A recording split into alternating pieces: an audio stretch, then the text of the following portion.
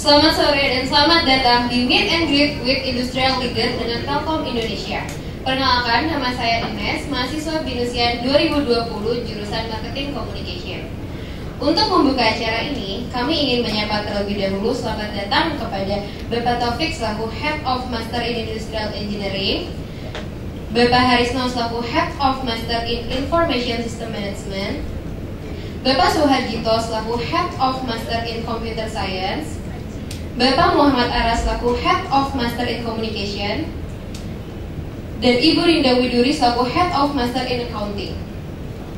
Dan selamat datang kepada Bapak Teguh Mudananta selaku Executive Vice President of PT Telkom Indonesia dan rekan-rekan PT Telkom Indonesia. Serta selamat datang kepada Binusian semua dan mahasiswa Binus Online Learning yang menyaksikan acara ini via webinar. Acara ini diselenggarakan sebagai media yang memberikan kesempatan kepada semua Binusian untuk mendapatkan pengalaman dari para pimpinan perusahaan terkemuka. Melalui acara ini, kami berharap semua Binusian dapat memperoleh pengetahuan dan motivasi tambahan untuk pengembangan diri. Selanjutnya, saya akan membacakan sekilas tentang PT Telkom Indonesia. PT Telkom Indonesia adalah badan usaha milik negara yang bergerak di bidang jasa layanan teknologi, informasi, dan komunikasi serta jaringan telekomunikasi di Indonesia. Pemegang saham mayoritas Telkom adalah pemerintah Republik Indonesia sebesar 52,09%,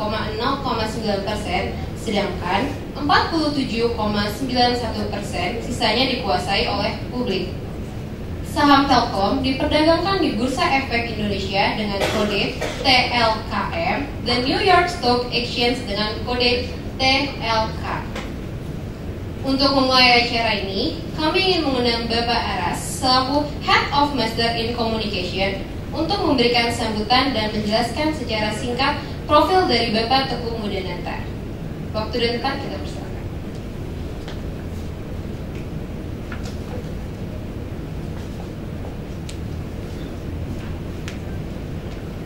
Baik, terima kasih. Selamat sore semuanya. Assalamualaikum warahmatullahi wabarakatuh.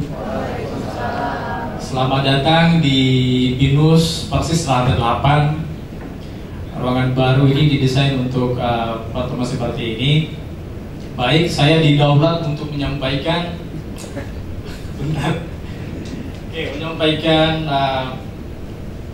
profil pembicara hari ini. Tadi kami udah bincang-bincang, ternyata beliau juga dari daerah seberang sama dengan saya, Baranta ya. Beliau ini dari Medan, SD di sana sampai SMA ya.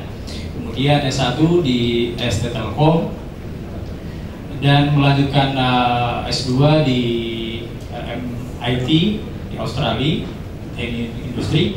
Jadi luar biasa pengalaman beliau dan berkiprah di Telkom kurang lebih 20 tahun ya Pak ya, dan 15 tahun di operasional. Jadi seluruh persoalan Telkom beliau sudah cukup makan garam di sana. Jadi sekalian hari ini kita mendapatkan banyak ilmu pengetahuan terkait digital, Telkom dan seterusnya. Nah, saya kira untuk sekilas demikian. Lanjut. Untuk Bapak Teguh Mudananta. Iya, itu udah CV-nya. Oh, diulangi lagi. Terima kasih Bapak Muhammad Aras atas sambutannya. Bapak dipersilakan duduk di sofa. Langsung di sofa. Iya. Saya duluan.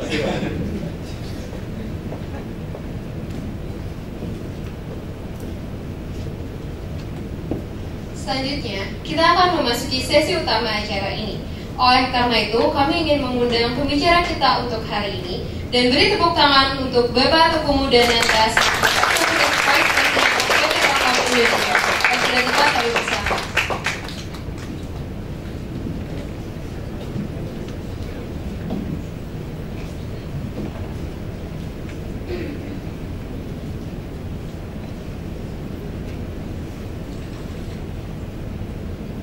Langsung aja ya.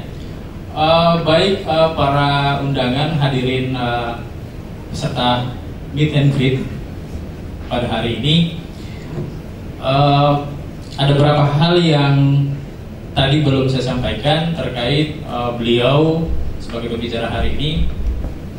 Di samping latar belakang pendidikan yang udah cukup di bidang telkom, juga pengalaman beliau yang luar biasa, ya Pak ya.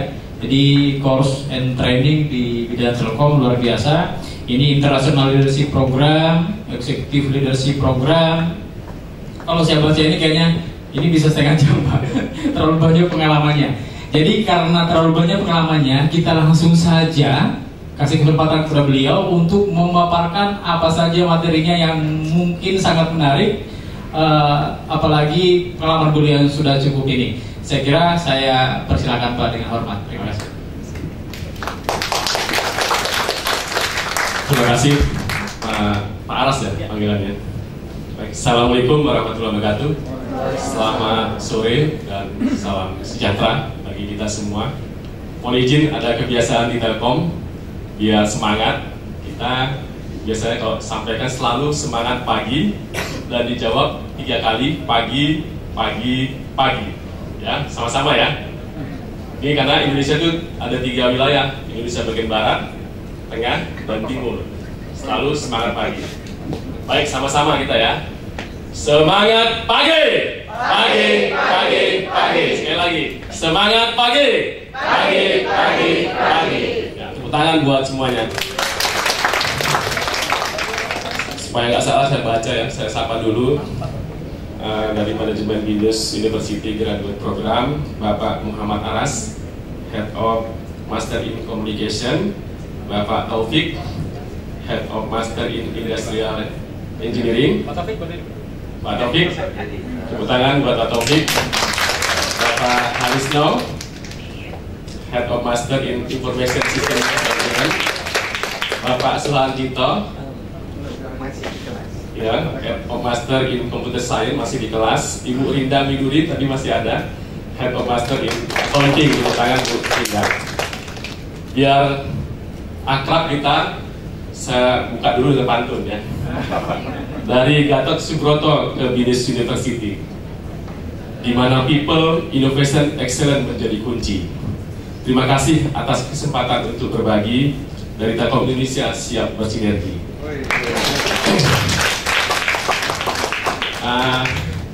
Saya terima kasih sekali dapat kesempatan melakukan sharing di forum akademis seperti ini. Saya lebih dari terakhir kuliah 98, berarti 20 tahun saya tidak lagi kembali ke akademis.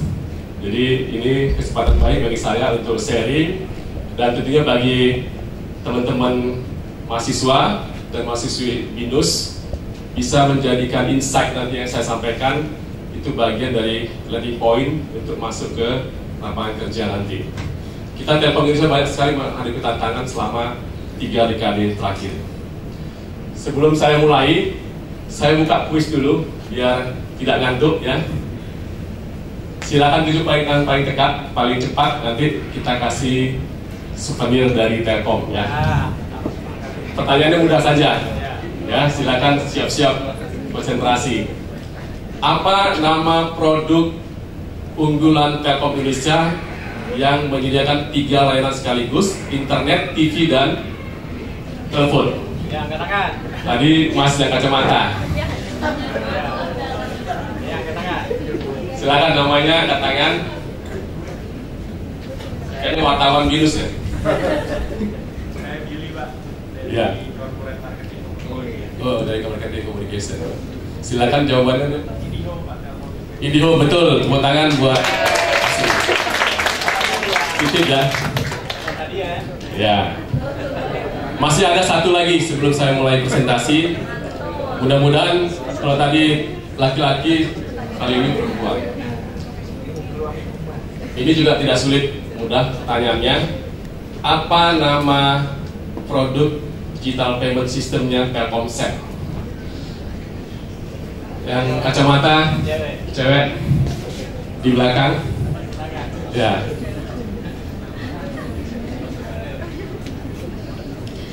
Novi dari Corporate Marketing Communication. Jawabannya TIKES. Betul, tepuk tangan. TIKES. Masih udah pakai TIKES ya? Di HP udah ada ini ya, aplikasinya ya. Nah, nanti kita sambung lagi ya sambil kita sharing. Jadi tidak saya sampaikan banyak lagi. Saya Kelarihan Medan. Saat ini saya memegang amanah Eksekutif Vice Presiden Telkom Regional 2 Jabodetabek. Wilayah Jakarta termasuk motornya Bogor, Tangerang, Bekasi, dan Banten. Saya alumni dari STT Telkom Industrial Engineering dan melanjutkan S2 di Royal Melbourne Institute of Technology di System Engineering. Jadi sama-sama industri engineering. Pengalaman kerja sejak tahun 98 sampai saat ini 20 tahun. Jadi sudah sampaikan Pak Aras 15 tahun di operasional. Jadi silakan nanti kalau ada pertanyaan tentang operasional saya siap menyampaikan. Dan alhamdulillah saya dapat kesempatan di beberapa executive education dan business school. Mungkin kawan-kawan sudah pernah kenal juga, ada INSEAD waktu itu di Paris dan di Abu Dhabi. Ada Columbia Business School, ini kampusnya Obama di New York, dan waktu itu di Kellogg School of Management di Northwestern Chicago. Nah, mudah-mudahan nanti ada kesempatan juga adik-adik yang sedang kuliah bisa ke sana saling belajar dan juga bisa menimbulkan ilmunya ke BINUS. Lanjut. Nah, seperti apa Telkom Indonesia saat ini? Banyak masyarakat yang melihat Telkom Indonesia masih adalah perusahaan tukang telepon rumah sampai saat ini. Tapi kita sudah berubah begitu luar biasa selama 30 tahun terakhir. Jadi Telkom Indonesia perusahaan satu-satunya telekomunikasi yang milik merah putih. Government masih pemegang saham mayoritas 52,1%. Dan kita masuk di listed di dua bursa efek, Indonesia dan New York. Apa implikasinya kami di New York? Banyak sekali yang kami harus perbaiki internal proses. Di sana ada SOA, mungkin Bu Rindang itu tahu itu SOA ya, Sarbanes-Oxley Act. Jadi sangat untuk internal kontrol di suatu perusahaan. Sekarang yang masuk lagi IFRS, International Financial Reporting Standard, yang tidak mungkin, yang tidak listed di New York tidak melakukan itu. Jadi kami harus wajib karena harus comply dengan prosedur di sana. Dan posisi terakhir market cap kita di bursa efek 406 triliun. Saat ini nomor 4 di bursa efek Indonesia. Jumlah karyawan kalau Telkom saja tanpa anak perusahaan lebih kurang hampir 14.000, dan ini akan berkurang terus karena aging. Kira-kira nanti 3 tahun lagi tinggal 10.000. Dan Telkom Group termasuk anak perusahaannya 23.000. Kita juga sudah listed punya bisnis di 11 negara. Jadi mungkin pada hari ini mungkin kawan-kawan tahu bahwa Telkom sudah ada usahanya di negara-negara ini. Ada Singapura, ada Hong Kong, Timur Leste, ada Australia, sampai ke Arab Saudi dan USA. Jadi kami juga berupaya terus menambah footprint Telkom Indonesia di luar negeri.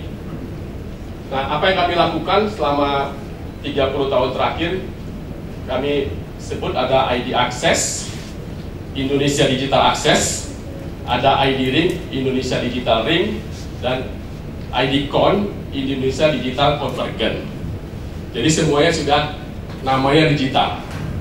Kami bertransformasi dari perusahaan telekomunikasi menjadi digital telco. Ini yang kami bangun ya. Jadi kalau Telkomsel, dia mobile network. Mobile network sudah punya 160.000 BTS. Pelanggannya 170 juta Telkomsel hari ini. Mudah-mudahan di ruangan ini mayoritas pakai Telkomsel ya. Jadi kalau kemana-mana Telkomsel itu sama kualitasnya, mau di Jakarta, mau di Papua, sama kualitasnya. Lalu kita bangun juga fiber access tadi yang ada di belakang, sangat betul menjawab IndiHome. Kita bangun fiber access ke seluruh rumah-rumah di seluruh Indonesia itu sebanyak 18,6 juta home pass yang dilewati ke rumah-rumah. Yang sudah siap untuk digunakan ada 7,2 juta. Saat ini pelanggan IndiHome sudah 4,8 juta. Nah, ini juga mudah-mudahan kita terus kembangkan karena ada kontribusi fixed broadband bagi pertumbuhan ekonomi Indonesia. Lalu kita bangun juga backbone yang kelihatan di sini.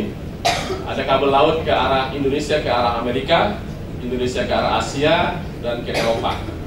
Itu ada 15 kabel laut Telkom Indonesia ikut dalam konsorsium supaya kita bisa mengakses internet lebih cepat. Kenapa? Karena akses internet orang Indonesia ini banyak ke Amerika, ke Facebook, ke Google, YouTube. Itu semua kontennya di Amerika. Sehingga kita bangunlah kabel-kabel laut yang ke arah sana. Lalu kita juga punya point operation. Bagi yang di IT tahu nih POP. Kita harus hadir di negara-negara itu supaya akses internet kita juga lebih mudah. Ini ada di internasional 57 POP. Ini yang gambar-gambar ini di 57 negara. Termasuk domestik ada 42 POP. Satelit kita sekarang punya 3 satelit yang sudah mengudara. Terakhir satelit merah putih kemarin bulan Agustus sudah. Dan di sini ada data center. Data center, jadi semua perusahaan-perusahaan yang besar tidak perlu lagi memikirkan suatu ruangan besar untuk rak dan server, siapkan ke Telkom Indonesia, dalam hal ini Telkom Sigma. Dan di sini ada juga digital platform, di dalamnya ada big data dan analitik. Beberapa perusahaan multinasional dan pemerintah daerah sudah menggunakan big data analitik, termasuk DKI, Jawa Barat itu sudah menggunakan big data analitik. Nah, inilah Telkom Indonesia saat ini. Jadi sudah bukan lagi sekedar perusahaan telepon rumah, ya, sudah berkembang sedemikian rupa. Lanjut. Nah, saat ini kita sudah bertransformasi. Jadi inilah Telkom Indonesia, produk-produknya begitu banyak. Dan ini entity-nya. Jadi kita menggunakan pendekatan customer facing unit. Oke, nanti Pak Harjito, Pak Taufik, kenapa kita pakai ini customer facing unit? Karena kita sekarang memanage pelanggan, bukan memanage alat produksi, bukan memanage orang. Kita merubah pola pendekatan kita dalam melakukan pembagian unit-unit divisi di Telkom. Jadi selama ini pada waktu dulu berbasis fungsi, Telkom ini membingungkan, terjadi konflik channel. Orang consumer juga jualan di enterprise. Lalu time to marketnya juga lambat karena banyak sekali yang harus dilewati prosesnya. Demikian juga kita tidak bisa melihat secara end to end suatu segmen bisnis, separuh-separuh saja. Nah, dengan adanya itu kita hilangi semua seperti itu. Jadi kita bagi dengan beberapa segmen berbasis konsumernya. Ada mobile bisnis, ini Telkomsel. Ada digital service, ada Metra Plaza, ada Metranet, ada Melon. Pernah dengar Melon? Yang menyediakan musik untuk pelanggan-pelanggan Telkomsel. Ada consumer. Saya saat ini di sini. Ya, Pak Ras, saya saat ini sedang di sini. Tugas saya di Telkom Regional 2. Ini consumer yang related dengan retail segmen. Lalu enterprise. Ini banyak sekali anak perusahaannya. Macam-macam, ada Sigma, ya, ada Telkom Metra, Metrasat, dan lain-lain. Dan ada wholesale dan international business atau disingkat di sini TEIN. Jadi ini untuk infrastruktur dan bisnis ke internasional, keluar. Dalamnya juga ada functional support, ada human capital, ada finance, ada network dan IT. Jadi mereka di belakang, yang di depan ini, mereka di belakang mensupport yang ada di depan. Jadi yang berhadapan dengan customer adalah customer facing unit. Tadi sudah saya sampaikan kenapa kita memilih pendekatan ini. Lanjut. Nah, kita sekarang masuk ke dunia saat ini. Apa yang terjadi sekarang? Nanti teman-teman yang kuliah ini pun terus akan merasakan perubahan yang begitu cepat ke depan. Digitization atau mendigitalisasi disruption, dan ada pemenang baru. Jadi 3 kata kunci ini terjadi saat ini.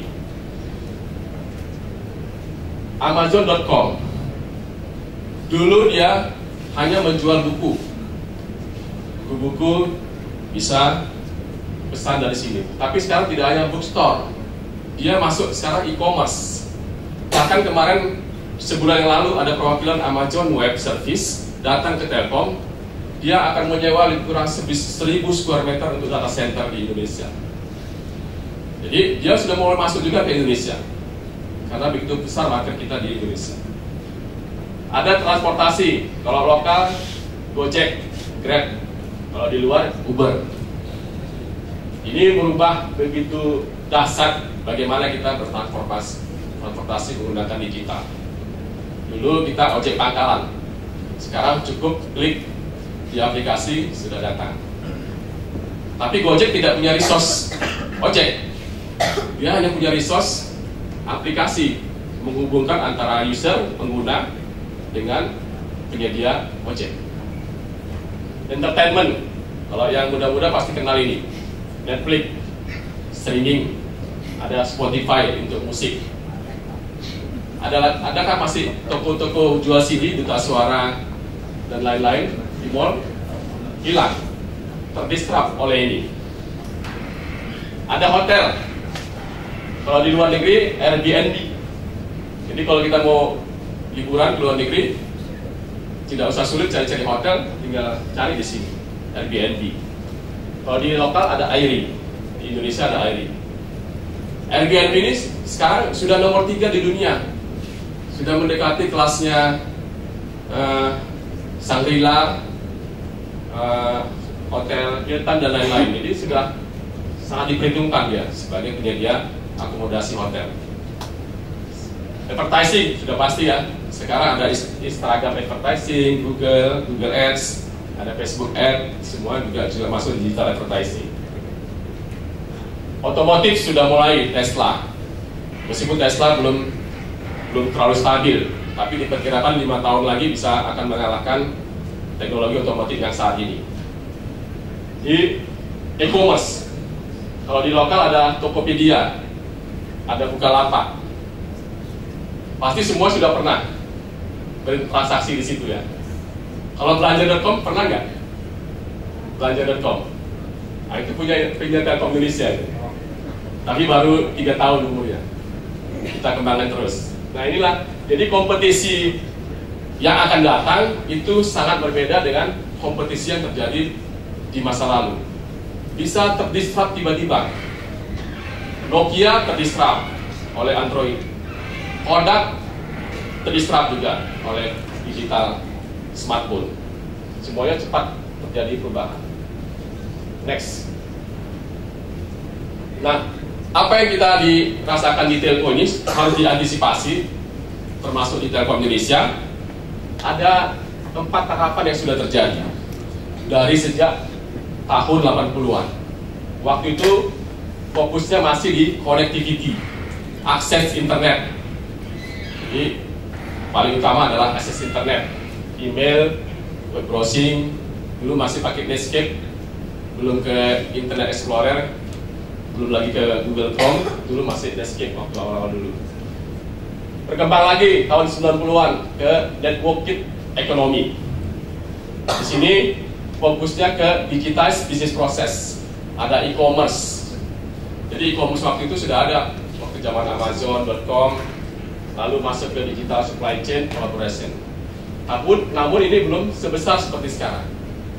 Berkembang lagi tahun 2000-an. Dinamakan immersive experience. Kuncinya ada di digitize interaction antara bisnis dan sosial. Maka muncullah ada sosial media, Facebook, ada Instagram, YouTube, ada cloud, ada video, ya YouTube video. Dan saat ini kita masuk di era ini, 2010 ke atas, Internet of Everything, atau sering dibilang Internet of Things, IoT. Digitize the world, semua proses digitize. Di rumah ada smart camera, di HP ada mobile app, di kantor ada smart energy, smart molding, di rumah sakit ada e-health, semua masuk ke seluruh sendi-sendi masyarakat. Dan bagi adik-adik, nanti 2020 ke atas, kita harus antisipasi semua akan digital, Internet of Everything. Jadi ilmu kita, experience kita harus kita sesuaikan juga, adaptasi. Inilah perkembangan saat ini. Next. Nah, ini yang kami waktu itu sangat takut dengan grafik ini. Waktu 10 tahun yang lalu ya. Kalau sekarang kita sudah mulai recovery. Jadi dari dulu fixed voice itu adalah primadona Telkom, tapi berhenti sampai tahun 90-an. Setelah itu decline, bahkan hampir habis. Jadi telepon rumah itu, siapa yang sering pakai telepon rumah? Lihat tangan, masih pakai telepon rumah? Dari 100 orang mungkin cuma 3 orang nih pakai telepon rumah. Pasti pakai seringnya pakai HP ya. Jadi dilihat di sini terbukti fixed voice turun dan bahkan menuju zero. Kita masuk lagi waktu itu ke messaging. Masih ada yang pakai SMS nggak? Ngirim pesan? 2 orang, hanya 2 orang dari 100 orang. SMS di Telkomsel setiap bulan turun lebih dari 10%. Pindah ke WhatsApp messaging, ke Line, dan lain-lain. Ini juga turun. Lalu kita pindah waktu itu ke tradisional advertising. Ya ada waktu itu media, surat kabar, majalah, ada TV. Dari sekian itu tinggal mungkin TV yang masih bertahan. Yang lain sudah banyak dying, hilang. TV pun bertahan karena memang masih ada interaktifnya. Tapi kemungkinan besar pun 10 tahun lagi akan hilang TV. Nah, kita lihat di sini, kita masuk dulu ke Telkomsel, mendirikan Telkomsel Mobile Voice. Primadonanya sampai tahun 2017. Voice dari mobile sudah mulai turun juga sekarang. Sekarang adik-adik ini lebih sering pakai telepon dengan WhatsApp atau pakai networknya mobile operator. Lebih sering pakai WhatsApp kan? Itulah menyebabkan mobile voice turun. Karena dia cukup paket data, tidak perlu paket voice.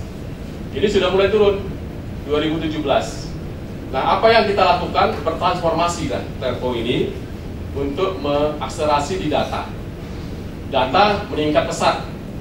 Jadi pasti sekarang kalau HP tanpa paket data, rasanya ada sesuatu yang hilang. Kalau di rumah tanpa internet dan wifi, pasti rasanya tidak nyaman tinggal di rumah. Pasti nyari wifi keluar. Ya, sepi kan? Dari ke warnet dan lain-lain. Data meningkat pesat. Apalagi yang meningkat? Digital advertising. Facebook Ad, Instagram Ad, Google Ads. Semua yang berbasis digital, advertising meningkat juga pesat. Termasuk IPTV yang ada di IndiHome saat ini. Jadi bedanya IPTV dengan TV yang lain, dia sudah berbasis IP. Bisa ditonton sampai ke 7 hari ke belakang. Dan dia bisa banyak konten yang bisa di-insert di dalamnya. Dan satu lagi adalah digital service. Ini juga meningkat pesat. Sampai saat ini terus tumbuh double digit, bahkan ada ratusan persen tumbuhnya. Nah, dari summary semua ini, bagaimana perbandingan revenue dan horizon waktunya? Kita, Telkom Indonesia ini sedang di persimpangan jalan saat ini.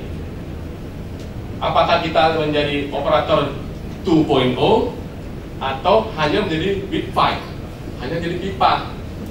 Tapi Telkom sudah memilih ke sini, operator 2.0 atau digital telco.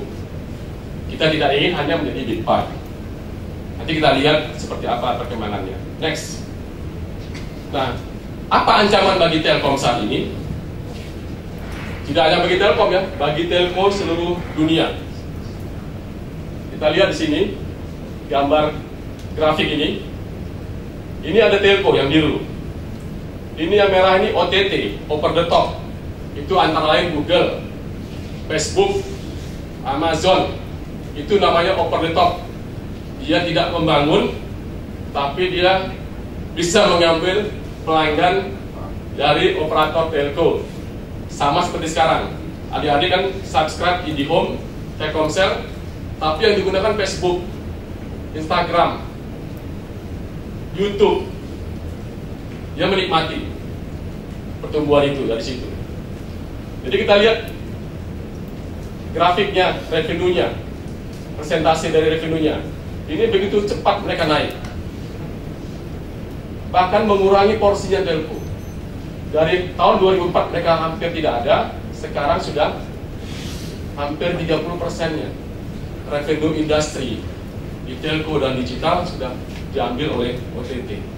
Inilah ancaman bagi telco, termasuk Telkom. Jadi kalau di Indonesia, kompetitornya bukan hanya Indosat, kalau Telkom ya, XL, dan lain-lain, tapi juga ini, Google, Facebook, Amazon.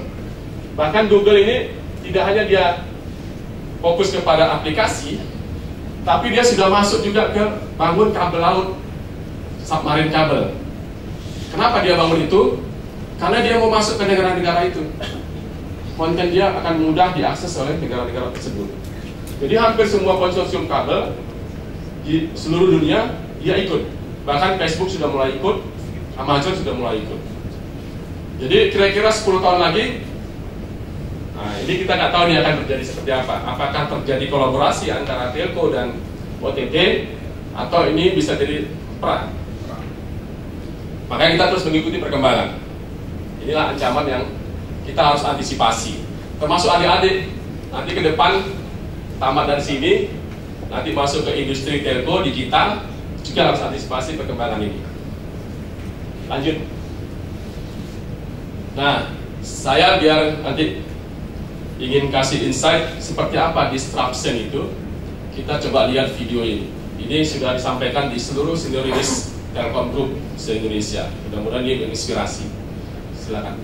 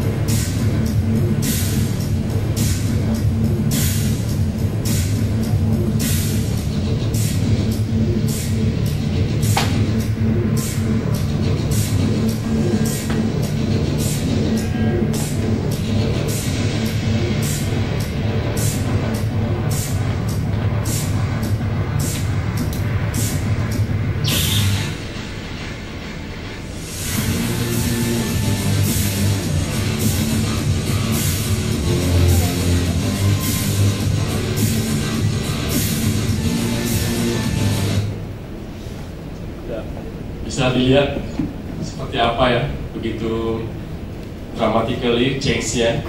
Disrupt or be disrupted.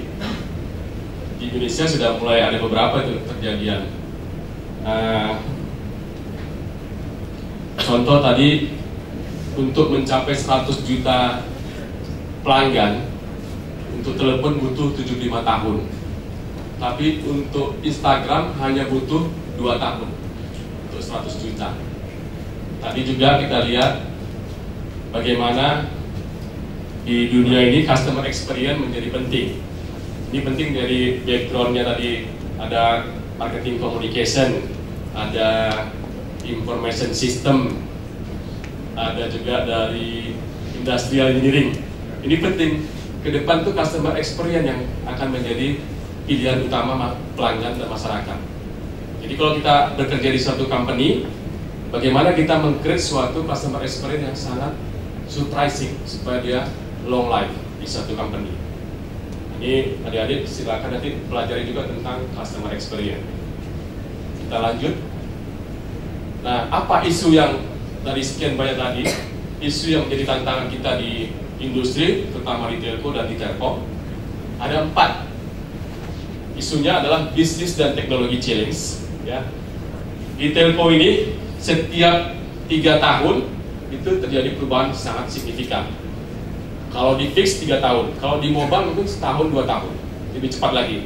Kalau di gadget, handphone mungkin 3 bulan sampai 6 bulan keluar model baru.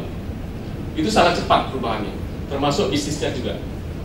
Kalau tidak adab dengan bisnis baru, kita juga akan ditinggalkan oleh customer kita. Kedua adalah perubahan kepada society behavior, perilaku society kita. Jadi society kita itu tadi semakin intens kepada customer experience. Dia suka terkonek dengan siapapun melalui sosial media, dan kita harus bisa memprediksi perubahan-perubahan itu. Dan di internal ada 2 isu yang penting, yaitu budaya. Maka tadi saya sampaikan judul saya adalah Culture Makes Performance in Digital Era. Bagaimana kita di Telkom Indonesia memposisikan culture untuk meningkatkan kinerja kita. Jadi budaya isu, dan setelah itu muncul bagaimana kita membuat employee engagement. Jadi karyawan itu merasa fun, merasa happy, merasa secure bekerja di Telkom, dan bisa menguatkan segala kemampuan untuk membantu kinerja kita. Kita lihat next. Nah, ini ada beberapa riset yang sudah proven bagaimana sih pentingnya positioning culture di suatu organisasi atau perusahaan. Contoh di sini dari hasil survei riset, hanya 74 dari 500 organisasi atau perusahaan yang masuk Fortune 500 itu bisa bertahan setelah 51 tahun. Bisa dilihat di Fortune 500. Sekarang top 10-nya dikuasai oleh digital company. Google nomor 1, Apple nomor 2. Yang perusahaan-perusahaan yang lain banyak yang sudah terlempar dari 500 ini. Ini yang pertama. Yang kedua, banyak perusahaan itu juga kolaps, bangkrut, hilang, karena dia tidak mempertimbangkan, tidak memperhatikan bagaimana prinsip-prinsip culture, etik dalam organisasi dan termasuk governance-nya. Ini dari survei S&P di Amerika. Termasuk kejadian dulu ya, banyak kejadian, ada salah satu accounting big three atau understand hanya dalam sekejap hilang gara-gara dia ada kesalahan waktu melakukan opini di satu company. Ini masalah governance. Juga ada yang dari Patrick Whitesell, CEO dari William Morris Mediafor. Kita bisa punya strategi apapun di dunia, tapi kita ketika tidak punya culture, siap-siaplah untuk hilang, mati, ditinggal oleh pelanggan. Jadi culture begitu penting positioningnya dalam organisasi. Bahkan di BINUS sendiri pasti punya culture, sehingga BINUS sekarang bisa masuk top 10 ya, top 10 universitas terbaik di Indonesia, satu-satunya swasta. Tepuk tangan untuk Binus. Mudah-mudahan Telkom University juga masuk, Pak. Kemarin sempat masuk 10 besar. Lanjut. Nah, jadi inilah faktanya. Dari beberapa hasil riset dari company, faktanya organisasi yang mengimplementasikan culture, engage dengan pelanggan, engage dengan employee-nya, itu bisa meningkatkan 240% performance-nya, kinerjanya. Jadi kalau kita engage dengan pelanggan kita, seperti contoh Binus kan secara subsistem ada mahasiswa, ada pengajar, ya, ada alumni. Nah, kalau itu bisa engage dengan semua itu, pasti bisa meningkatkan kinerja Binus. Nah, ini dari hasil Gallup Global Workforce Report 2013. Ini juga dari profesor di Harvard, John Potter dan Hesketh. Ini juga buat survei dan riset.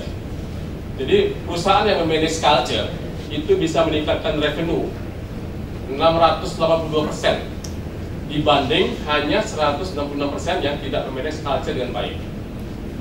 Demikian juga harga sahamnya increase naik 901%, 9 kali lipat dibanding hanya 74% tidak. Dan laba bersihnya juga naik 756% dibanding hanya 1%. Ini riset sudah cukup lama, 92 dari Harvard Business School. Jadi begitu pentingnya kita culture dalam mendrive performance di satu organisasi. Next, kita lihat. Nah, ini ada video. Perhatikan dengan baik. Nanti saya akan adakan kuis untuk video ini. Inilah culture itu. Silakan.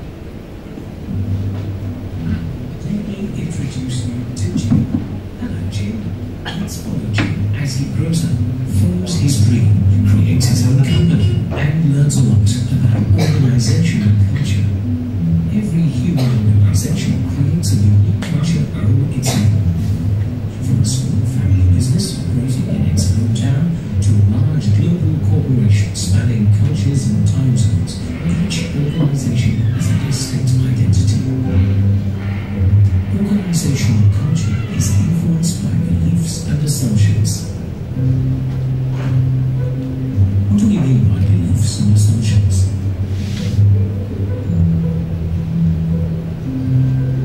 Beliefs and assumptions come from the things that we hear, observe, and learn.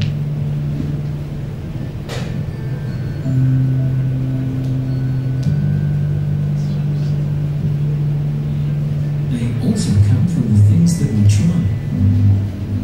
Sometimes these things work, sometimes they don't. Then we rethink and try again, just like little Jim.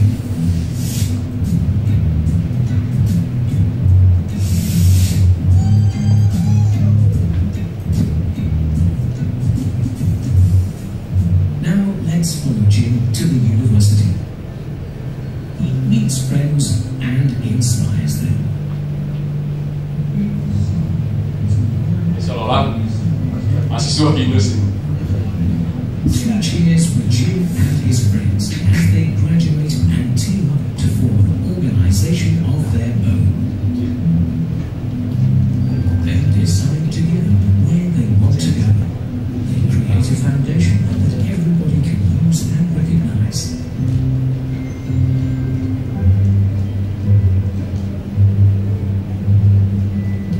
They form teams which align and engage together to succeed in their market.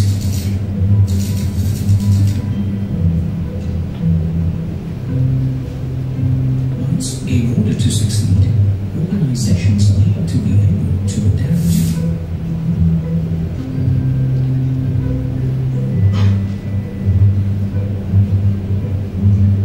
Let's watch Jim and his team as they strive for success together.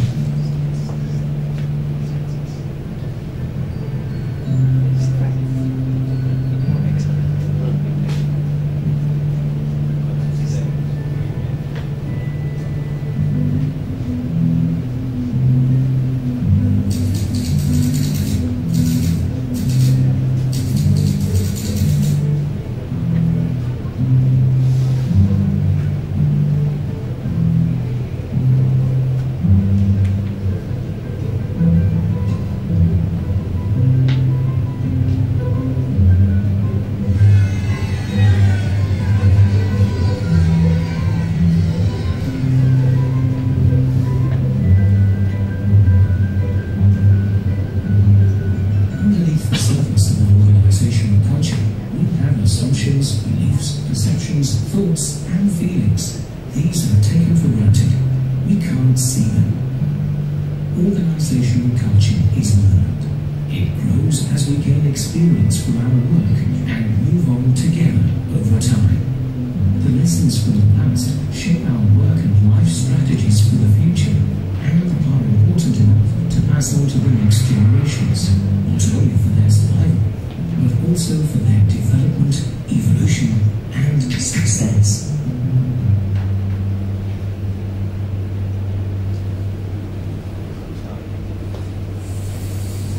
Ini dari Denison Consulting. Nah, jadi sudah dipelajari dan dihayati video itu. Saya kasih kuis. Silakan tunjuk tangan paling cepat. Hadiah lagi ya? Ya, ada hadiah lagi. Jelaskan secara singkat apa yang dimaksud dengan organization culture.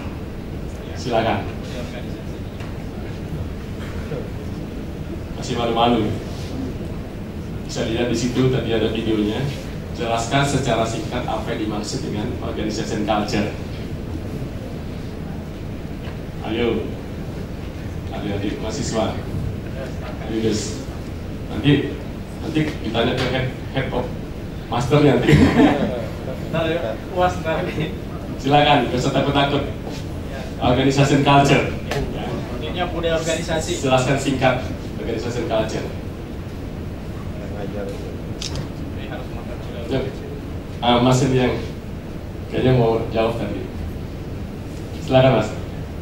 Ya, boleh silakan. Oke. Singkat. Ya, selamat sore semuanya. Saya Franklin dari Corporate Learning and Development. Organization culture yang saya tangkap itu suatu perusahaan perlu untuk memiliki tadi kan ada dibilang dream ya. Dream itu bukan hanya sekedar menjadikan sesuatu goal buat mereka, tapi justru yang membangun suatu budaya at the end untuk bisa achieve company atau organizational dream. Jadi budaya itu timbul dari mimpi yang ada, mau dibawa kemana, value apa yang mau diberikan, itu semua keluar dari dreamnya itu. Jadi organizational culture itu something yang bisa dibilang yang ngedrive atau yang mendorong suatu organisasi itu untuk bisa berjalan menuju mimpi yang besar yang di set oleh perusahaan tersebut. Terima kasih. Tepuk tangan bagus. Sudah menjawab sebagian besar tadi. Boleh satu lagi? Bisa melengkapi, Mbak? Ya. Silakan. Sebutkan namanya ya. Halo, selamat sore. Saya Febri dari Knowledge Management and Innovation. Kalau yang tadi saya tangkap itu dari kecil si individu ini dididik untuk mempunyai 3 value dalam diri, gitu, untuk belajar, never give up, terus habis itu live your dream, gitu. Terus pas dia masuk ke organisasi, dia diharapkan untuk involve untuk mencapai misi, dan misalnya pas gagal mereka adapt, jadi diharapkan untuk adaptasi, apa nih, dicari solusinya gitu, sampai akhirnya misi itu tercapai bareng-bareng. Jadi organisasi budaya ini maksudnya itu dimulai dari individu diri sendiri, lalu bekerja sama sampai akhirnya mengajak bareng, bekerja sama bareng untuk mencapai misi bareng-bareng gitu. Terima kasih, tepuk tangan. Sudah sangat mewakili tadi apa yang disampaikan Mas Fendi dan Mbak Feby ya dari Knowledge Management. Jadi ya, terima kasih atas insight-nya. Jadi secara umum tadi ada belief, ada assumption. Belief itu adalah nilai-nilai yang dianut oleh suatu individu atau member dalam suatu organisasi. Belief ini sifatnya intangible. Kalau kita tadi lihat ada iceberg model, itu ada di bawah laut. Ya. Ada yang sangat tidak bisa dilihat, tapi dirasakan oleh seluruh member dalam suatu perusahaan. Itu bisa didapatkan dari caranya kita mendengar seluruh anggota organisasi, kita mengamati apa sih yang menjadi contoh-contoh keunggulan dari suatu organisasi, Nanti kita lihat seperti apa di Telkom. Juga kita mempelajari. Jadi tidak suatu proses yang cepat, bukan suatu proses yang instan untuk mendapatkan village tersebut. Dan juga kita coba kadang-kadang trial dan error. Oh, ini cocok atau enggak dengan suatu perusahaan. Dan akhirnya kita implementasikan. Nah, itulah jadi village. Jadi kata singkat tadi, live your dream. Jadi apa yang dari mimpi kita bisa kita wujudkan. Jadi apa itu culture? Itu adalah kumpulan dari share belief, ya, belief secara umum, values, nilai-nilai yang terkandung dalam satu perusahaan dan bagaimana praktis diimplementasikan. Jadi belief, values, dan praktis itulah dari culture. Kita lihat next. Nah, apa yang terjadi saat ini di suatu organisasi? Ini perubahan begitu sedemikian rupa signifikan terjadi. Ini zaman lalu, ini saat ini. Jadi kalau dulu fokus orang itu bekerja satu perusahaan untuk pensiun long life. Tapi sekarang adalah purpose. Apa tujuan saya ada masuk dalam suatu organisasi? Apa tujuan saya ada menjadi mahasiswa BINUS? Itu adalah purpose, ya. Lalu need-nya, kebutuhannya. Dulu good boss. Saya ingin jadi pemimpin yang bagus. Sekarang adalah kita dalam satu kelompok, satu teamwork yang kuat. Jadi bagaimana membangun teamwork yang sangat bagus. Great colleges. Jadi kalau adik-adik dalam kelompok nanti tugas-tugas justru juga bukan mencari siapa pemimpin di grup itu, tapi bagaimana kekompakan soliditas dari dalam kelompok tersebut. Lalu jamnya dulu kita bekerja 9 to 5. Datang jam 8, pulang jam 5 sore. Sekarang kapan saja kita di mana saja bisa bekerja dengan bantuan digitalisasi, ya. Lalu workplace dulu pasti bekerja datang ke kantor. Nah, itu pasti dilihat nanti ada absensi. Nanti kita lihat di Telkom seperti apa sekarang. Sekarang di mana saja kita bisa bekerja. Di Starbucks bisa bekerja. Karena Starbucks itu soalnya dia langganan wifi sama Telkom, Pak. Jadi semua pelanggannya dikasih wifi gratis. Lalu bagaimana karir? Ya, pasti dia ingin mengejar karir. Kalau sekarang belum tentu. Apa saja yang penting dia happy. Dia penting dia menikmati kerjaan tersebut. Inilah perubahan yang terjadi saat ini dalam bekerja. Next. Nah, jadi apa yang sekarang kita harus hindari? Orang itu berubah, ya seperti tadi. Tapi perusahaan itu tidak banyak berubah. Jadi terjadi kontradiksi. Banyak nanti perusahaan yang tiba-tiba disruptif dan bukan juga tidak mungkin karyawannya meninggalkan perusahaan tersebut karena perusahaannya tidak banyak melakukan perubahan. Inilah yang kita perlu antisipasi. Next. Ini kata Jack Ma, ini sekarang beberapa kali datang ke Indonesia karena bisnisnya sudah masuk Indonesia, ya. Jadi Gojek itu sudah ada saham Jack Ma di sana, Alibaba. Smart people need to be managed by culture, not by rule dan law. Jadi orang itu lebih senang dikelola dengan pendekatan budaya dibanding hanya sekedar rule dan hukum. Nah, ini yang terjadi di perusahaan-perusahaan saat ini, digital company. Next. Nah, saya jelaskan sedikit mengenai culture journey dari Telkom. Jadi sudah dimulai sejak tahun 80.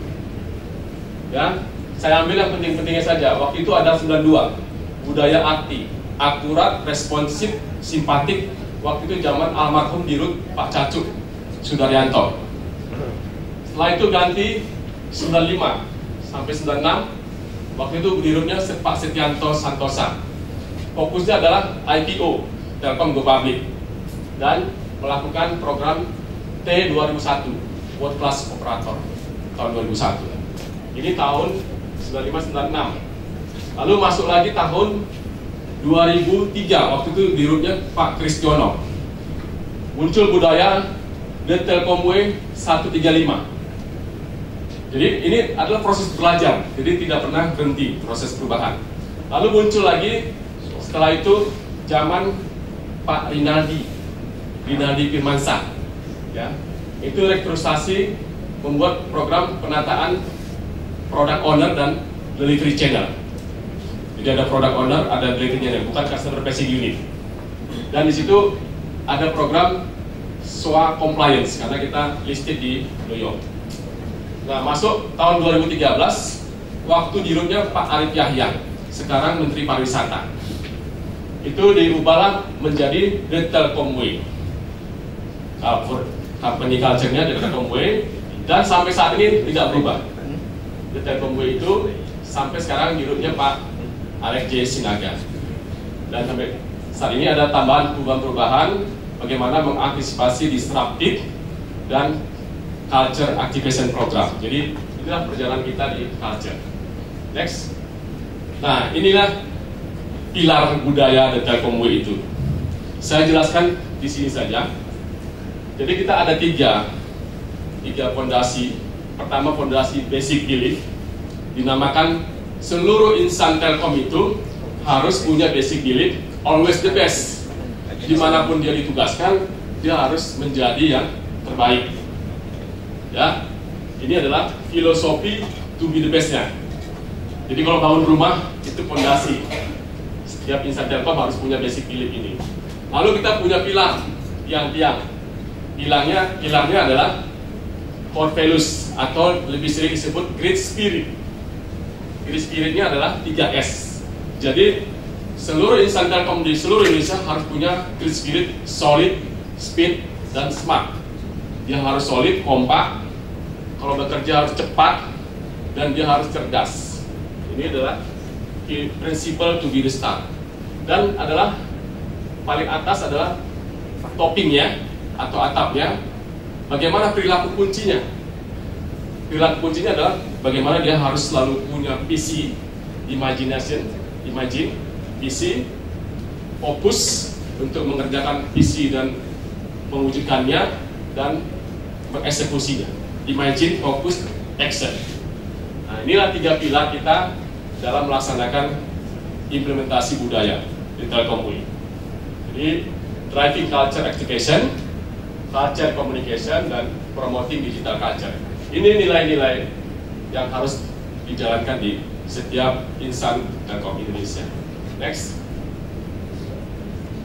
Nah, ini yang kita bangun pendekatannya. Bagaimana kita membuat culture itu sangat kuat di seluruh insan Telkom Indonesia. Kita bangun beliefs-nya. Lalu tidak sekedar itu, teman-teman di communication sangat penting. Bagaimana kita membangun kreatif dan instant communication dengan Pak Arab ya. Jadi ini Pak sangat penting supaya bisa engage seluruh karyawan. Lalu membangun sistemnya sendiri. Ini kita dorong ke digital system, digital proses.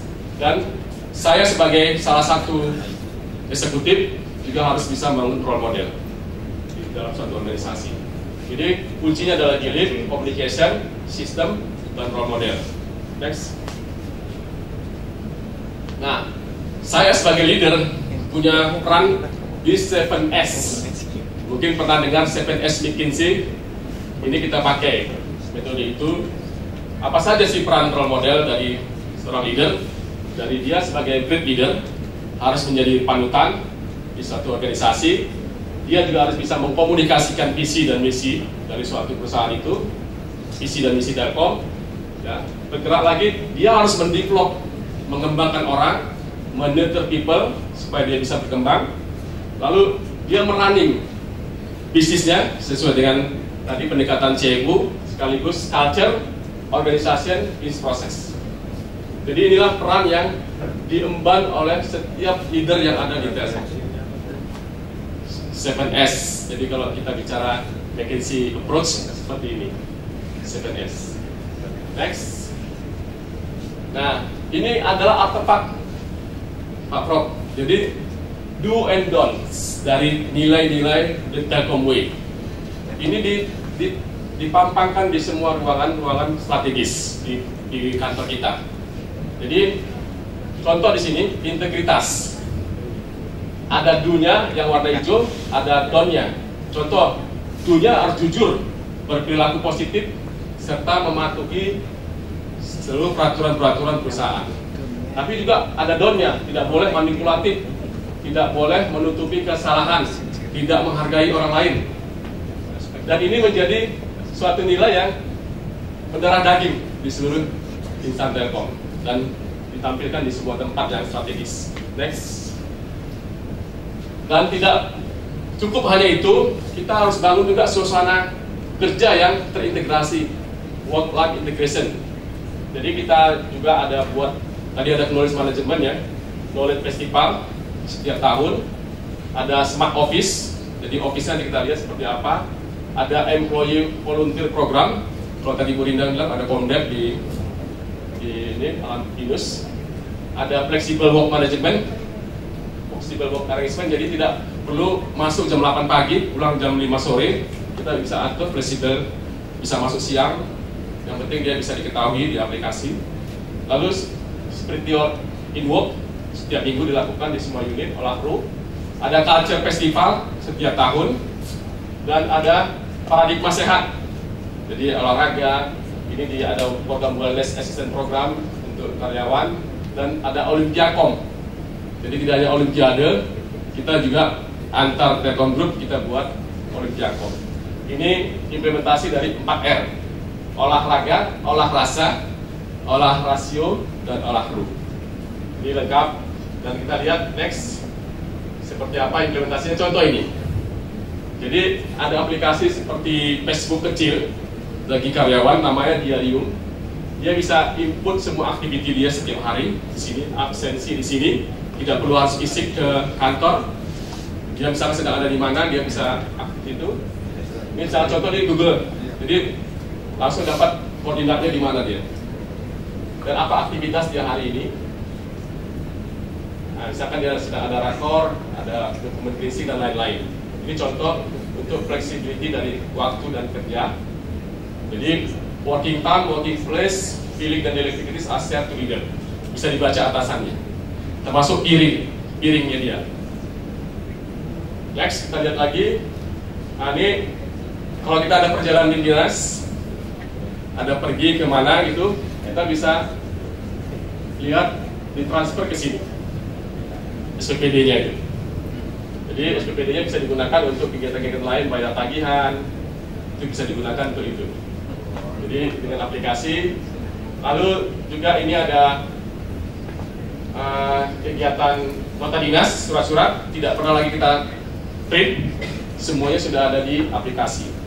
Lalu kita ada misalnya posko waktu hari raya, Natal, tahun baru, jadi kita buat ada aplikasi di mobile application, jadi semua sudah digitalkan. Next. Nah, inilah suasana keluarga kerja sekarang. Memang belum semua, kita terus bertahap. Jadi suasana kerjanya dibuat seperti ini, ada pendekatan open office, inspiring environment, mirip-mirip seperti di Google. Lalu smart building, jadi kalau tidak ada lagi orang di ruangan, AC, lampu mati otomatis. Dan juga untuk karyawan bisa menggunakan employee shuttle bus. Dari Bekasi ada, dari Tangerang, dari Bogor. Ini namanya smart office. Next. Nah, inilah suasana ruangan kerjanya. Jadi untuk level sampai manajerial, manajer tidak ada lagi ruangan khusus. Dia bekerja open space. Yang ada ruangan khusus hanya level GM dan eksekutif. Jadi yang lain bebas kerja di mana saja. Dan di sini ada outlet, ada wifi, bisa kerja di mana saja. Next. Nah, inilah yang terjadi tantangan kita di Telkom, multi generasi. Kalau sekarang hampir seragam usianya. Kalau di Telkom dari generasi baby boomers sampai Gen Z.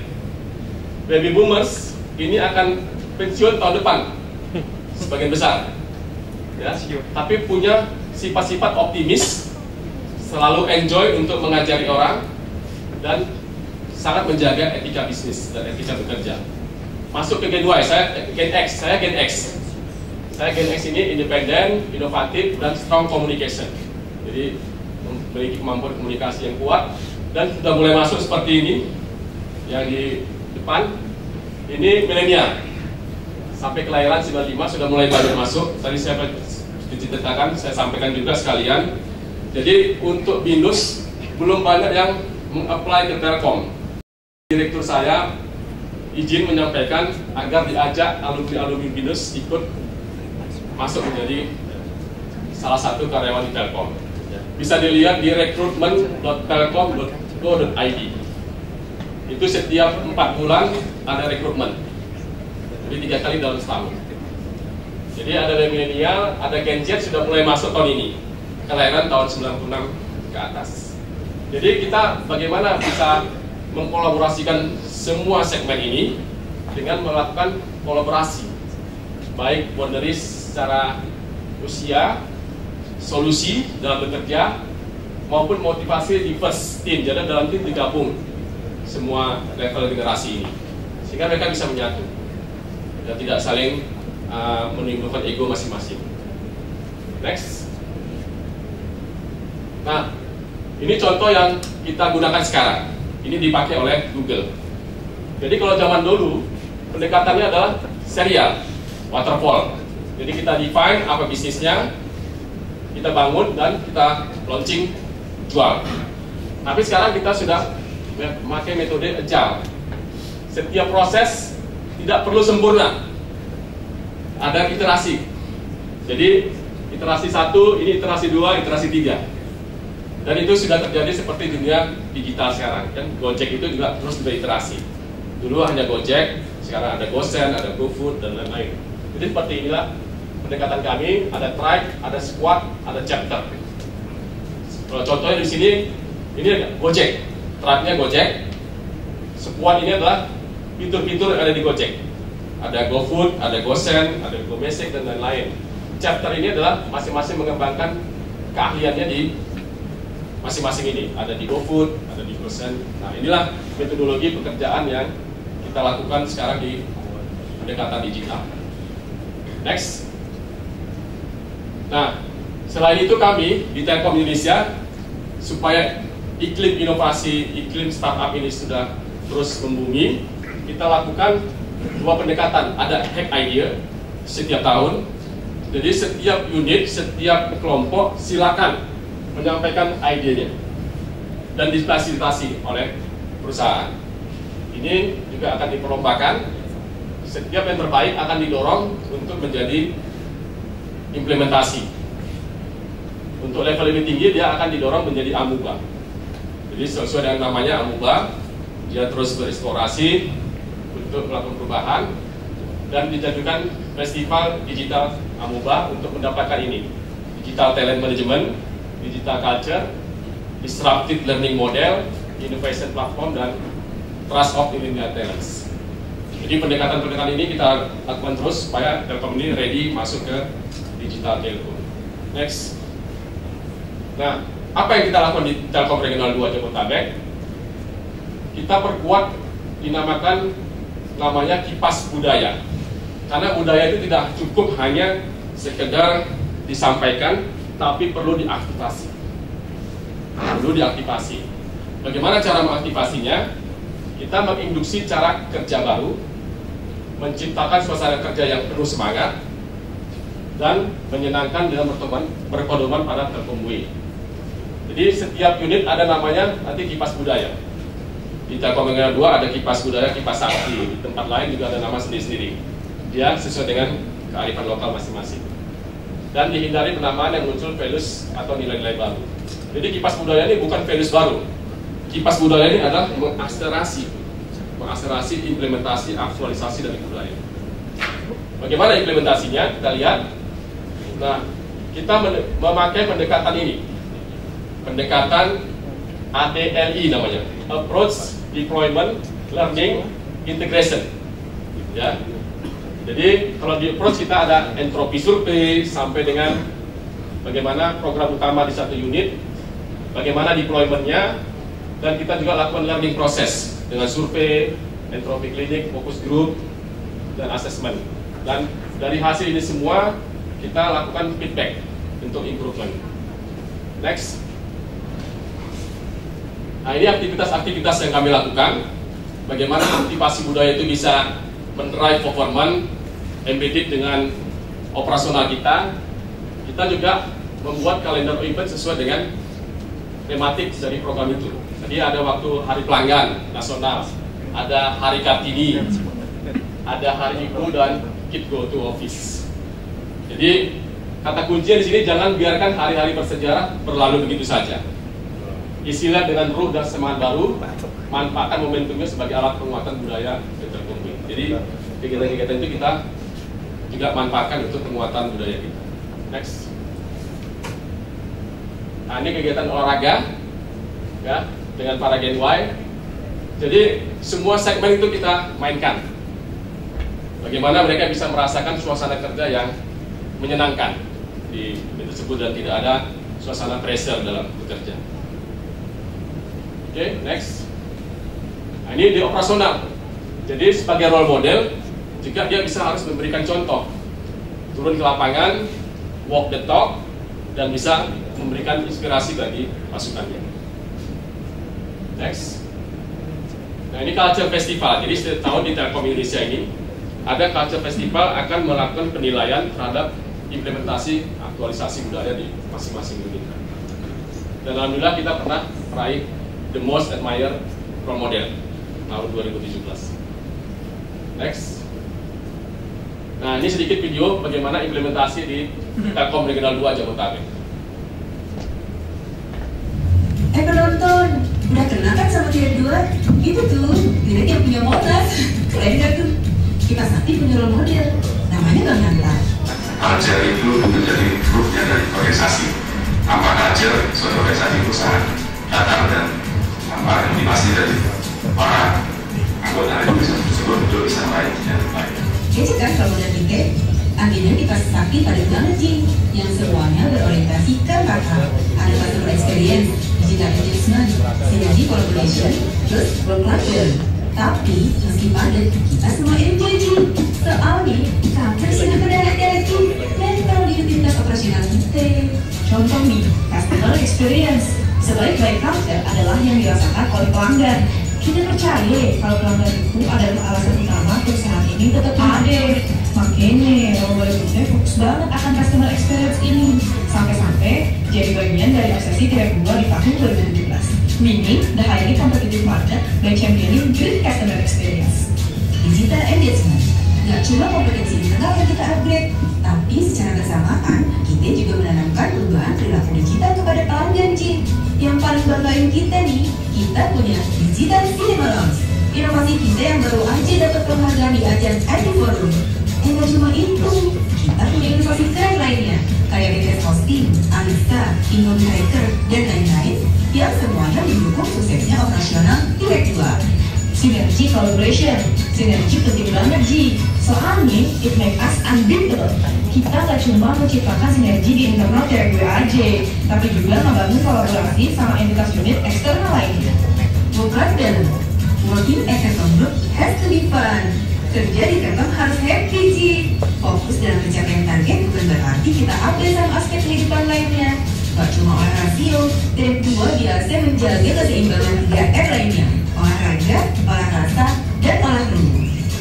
Nah, yang paling fenomenal nih, Mini Olympic. Event sukses kita akhir tahun lalu bertemakan Build Competitiveness, Spirit, and Synergy Among Us. Event ini telah sukses memperbarui semangat pasukan Direk 2 sampai ke level operasional, plus memperkuat sinergi lintas unit. Alhamdulillah Ji, karena konsistensi Direk 2 dalam mengimplementasikan lintas komponen melalui kita Sakti ternyata membuahkan hasil.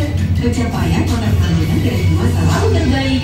Data aktivasi budaya ini tidak hanya sekedar seremonial, tapi yang paling penting adalah bagaimana menjadi seluruh organisasi dan mengukur kegiatan dari operasi dan bisnis. Target yang menantang memang harus dihadapi dengan suasana kerja work-life balance.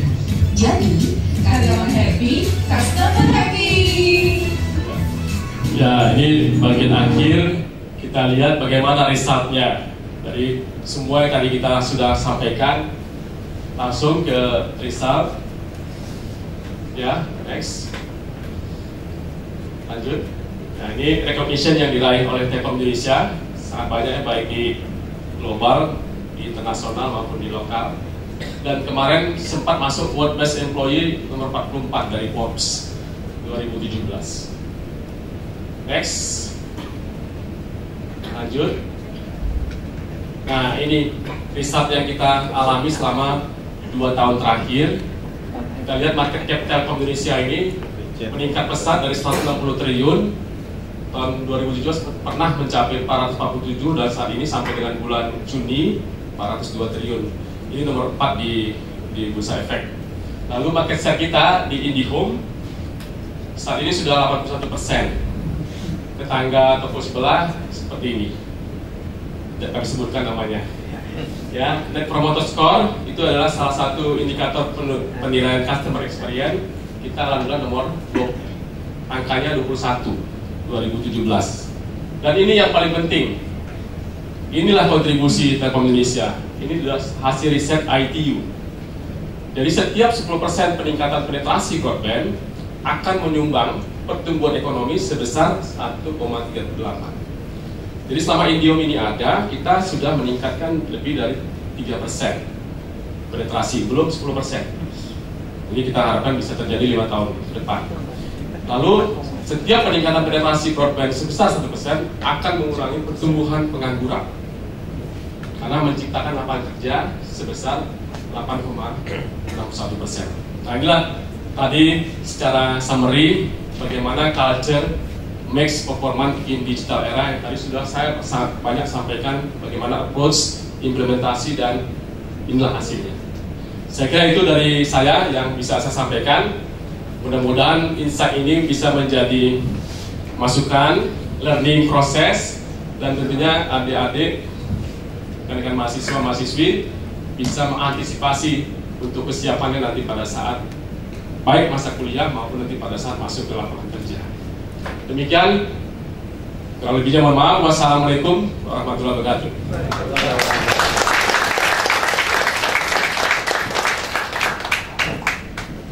Baik, terima kasih Pak Ananta, luar biasa materinya. Ini gimana? Diskusi atau sesi diskusi? Ada kuis ya, silakan. Jadi kuis dulu. Dilihat sama staff saya. Yes. Baik, selamat sore semuanya. Ini kayaknya beberapa ada yang udah lesu, mungkin ada beberapa yang ngantuk ya. Kita yel-yel lagi. Tadi masih ingat yel yang dibawakan oleh Pak Ananta di awal. Ketika saya bilang semangat pagi, kepalkan tangannya, angkat, bilang semangat pagi 3 kali. Pagi gitu ya. Baik, kita coba. Semangat pagi. Pagi. Kurang ya. Kurang semangat. Kita harus lebih semangat lagi sebelum ke sesi tanya jawab gitu ya. Saya ulangi lagi sekali lagi. Semangat pagi. Pagi. Oke, beri tepuk tangan untuk kita semua. Perkenalkan, nama saya Dias. Saya Gen Y dari Telkom Regional 2. Kenapa disebut Gen Y? Karena kelahiran 95. Seperti yang sudah dikelompokkan tadi ya, saya termasuk kelompok Gen Y di Telkom gitu. Mungkin di sini kelahirannya 9 berapa ya, teman-teman? 96, 97, atau 95 juga sama seperti saya ya. Oke, kita nggak usah tegang-tegang karena kali ini kita akan masuk ke sesi kuis. Kuisnya kita akan menggunakan Kahoot. Ini mungkin teman-teman udah banyak yang pernah mencoba menggunakan Kahoot ya sebelumnya. Kahoot? Ada yang tahu? Mungkin bisa dijelaskan. Jadi nanti di sini ada 10 pertanyaan. Nanti ketika teman-teman di sini bisa menjawab dengan benar dan cepat, maka teman-teman yang nilainya tertinggi, 3 tertinggi, maka akan mendapatkan hadiah dari kami. Dan nanti di sini nanti teman-teman cukup silakan bisa dikeluarkan gadgetnya mungkin, handphonenya, smartphone-nya, bisa dibuka Kahoot.it, terus kemudian dimasukkan PIN-nya 1781799.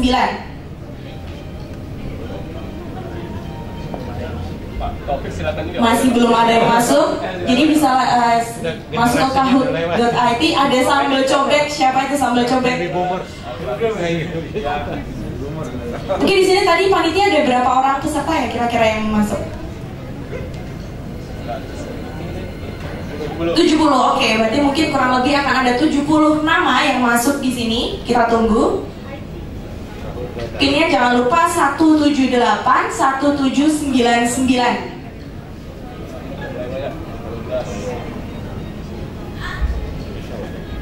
Ini digital quiz.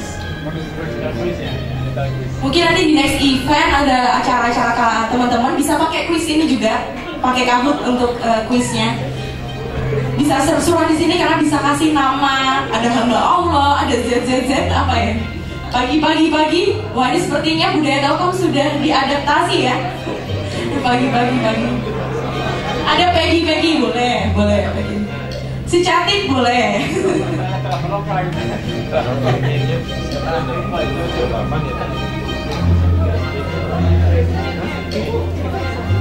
Ada nggak punya pakai data ya? Nggak bisa data sih. Bisa pakai dulu. Dan karena nanti kuisnya ini kan dilihat siapa yang jawabannya benar dan jawabnya cepat, maka disarankan teman-teman koneksi internetnya bagus ya. Mungkin pakai Telkomsel kali ya. Ada promosi. Dari Google juga bisa.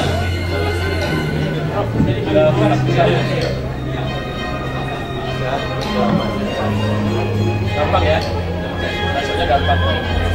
49? Loh, jadi 48? Mungkin kita tunggu sebentar lagi ya Pak.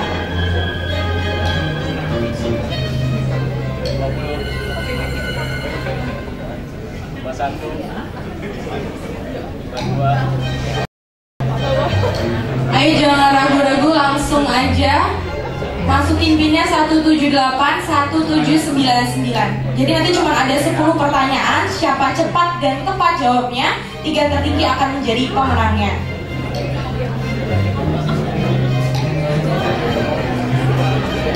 Sudah 54? Berhenti di angka 54 ya?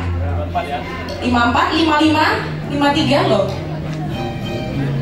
Oke, saya hitung mundur dari angka 5. Kita akan fix jumlah pesertanya. Oh ya, nanti sebagai informasi untuk satu pertanyaan teman-teman hanya diberikan waktu 10 detik untuk menjawab. Jadi silahkan diperhatikan layar di depan, kemudian silahkan dijawab melalui gadget teman-teman, smartphone teman-teman ya. Oke, kita hitung dari 5, 4, oh masih banyak. 5, 4, 3, 2, 1. Oke, kita mulai, ada 61 peserta. Siap-siap. Lihat ke depan. Pertanyaannya di depan ya. Di era digital, manajemen kerja yang lebih adaptif dibandingkan metode waterfall adalah metode lebih adaptif daripada metode waterfall. Oh. Agile manajemen yang benar adalah 30 peserta. 30 peserta benar. Lanjut ke pertanyaan selanjutnya. Ardian selama sejauh ini memimpin ya. Menurut Jack Ma, smart people need to be managed by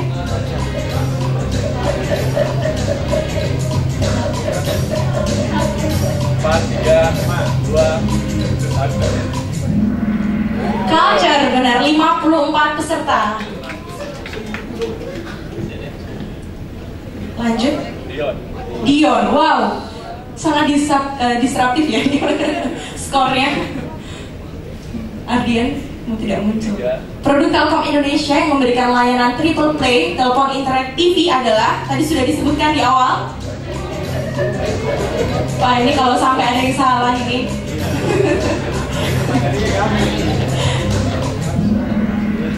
Ya, ini yang jam ini digital siapa nih? Kita lanjutkan ke pertanyaan selanjutnya. Dion masih memimpin. Berikut ini merupakan tahapan evolusi dari internet kecuali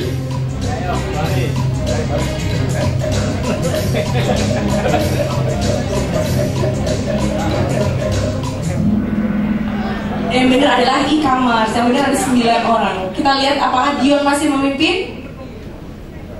Gak apa-apa ya. Natal. Pagi-pagi, ayo semangat. Pagi-pagi. Next. Pengukuran efektivitas budaya di suatu perusahaan dapat menggunakan parameter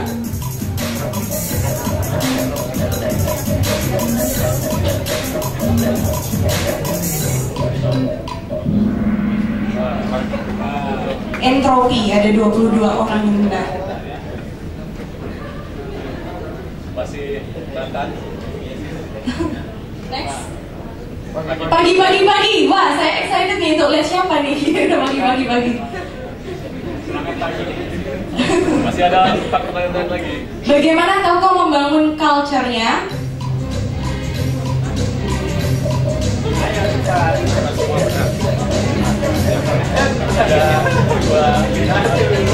Ayo. Semua benar, ada 38 orang yang benar. Pagi masih memimpin.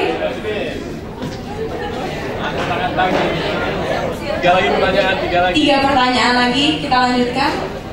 Generasi kelahiran di atas tahun 96 disebut generasi.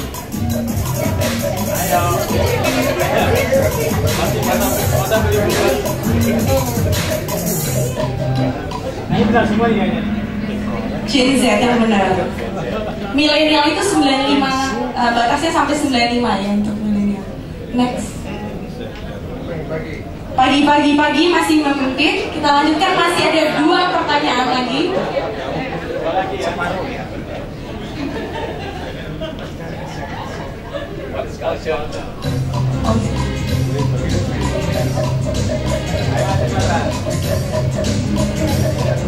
Tiga, 2, 1. Belief, values, and practice. Ada 24 orang yang benar. Kita lihat apakah pagi masih memimpin. Wah, pagi nomor 2. Skornya tipis. Kita lanjutkan, masih ada 1 pertanyaan lagi ya. Oh, 2 lagi pertanyaan. Work life integration yang diimplementasikan di Telkom kecuali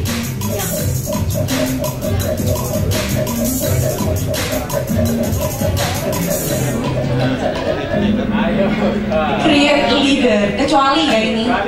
Kecuali. Terakhir, kesempatan terakhir. Masih ada. Lagi. Terakhir. Last question. Ini akan menentukan siapa 3 tertinggi price score Kahoot. Next.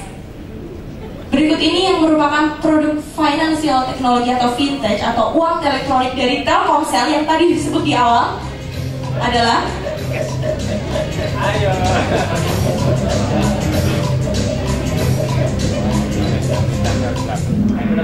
T-Cash. Oke, banyak yang benar ya, 47 orang. Kita langsung lihat siapa 3 orang price score tertinggi dari Kahoot ini. Nathan, AN1008, pagi dan juga Nathan. Kepada yang memiliki nama username ini silakan untuk maju ke depan. Akan ada penyerahan merchandise dari silakan maju ke depan. Siapa nih yang tadi pagi? Iya. AN1008 mana? Wih, kemudian Nathan, pagi. Ini pagi nih. Ya wajah pagi terus. Ini wajah Telkomers ini ya Pak ya. Langsung diterima Telkom. Yang pertama nomor 1 AN1008.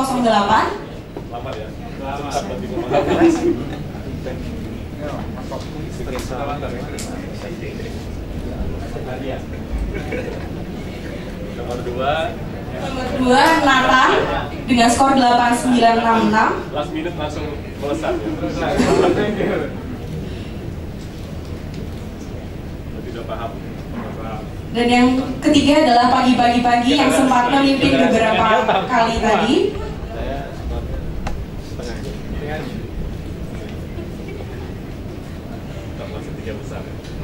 Oke, kita beri aplaus semua. Dan beri tepuk tangan untuk 3 prize score tertinggi Kahoot. Dipersilakan untuk kembali ke tempat. Selanjutnya yang ada Q&A. Dipersilakan Bapak. Oke. Baik, kita lanjutkan dengan sesi diskusi. Masih semangat? Ini masih semangat pagi atau udah semangat tengah malam nih? Oke. Jika ada pertanyaan, kita akan buka sesi diskusi, 1 sesi atau 2 sesi. Kita lihat situasi yang pemilihan penanya. silakan. Sesi pertama ini kita kasih kesempatan 3 orang penanya karena materinya ini sangat menarik. Tadi udah dibahas tuntas sama Pak Nanta, luar biasa. Sekarang kita banyak berdiskusi dan ini terkait dengan ilmu milenial ya. Dan partisipannya hari ini saya lihat banyak milenial nih yang berdimers hanya 1-2 orang. Kalau kita ini, kalau saya di saya berdimers gitu ya, sudah tua. Baik, silakan jika ada pertanyaan. Udah Nanta yang diberikan oleh Bapak Aras dan dilanjutkan dengan sesi foto bersama.